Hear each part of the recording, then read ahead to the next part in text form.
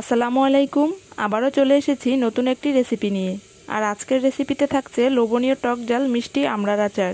তাহলে চলুন আজকের ভিডিওটি দেখে নেওয়া যাক।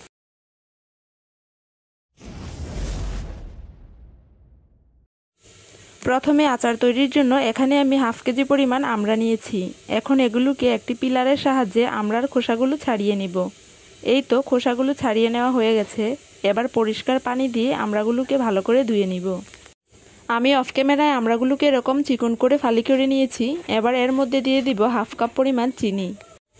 চিনিগুলোকে একটি স্প্যাচুলা দিয়ে নেড়ে মিশিয়ে নিব। এখন এটাকে একটি সাইডে রেখে চলে যাব চুলায় আচারের মশলা তৈরি করতে।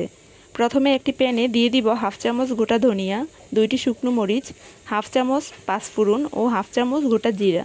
এবার এগুলোকে টেলে নিব সুন্দর একটি গ্রান ছড়ানো পর্যন্ত। ভেজে নেওয়া হয়ে গেলে মশলাগুলো আধ ভাঙা করে গুঁড়ো করে নিব।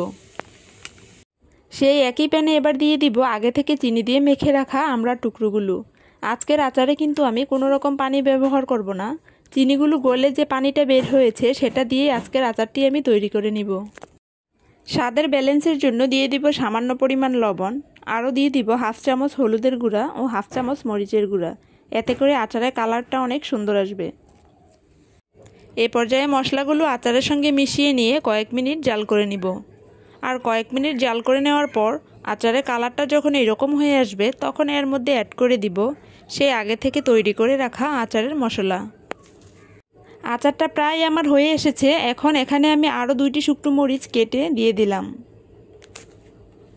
মাশাআল্লাহ, দেখুন কত সহজেই আচারটা তৈরি হয়ে গেছে।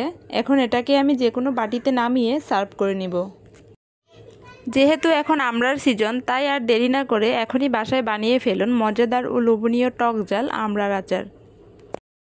অনেক সহজভাবে আজকের রেসিপিটি আপনাদের সাথে শেয়ার করেছি। তো যদি ভালো লেগে থাকে তাহলে প্লিজ আমার চ্যানেলের পাশে থাকবেন। আজকে এ পর্যন্তই। সবাইকে অনেক অনেক ধন্যবাদ। আল্লাহ হাফেজ।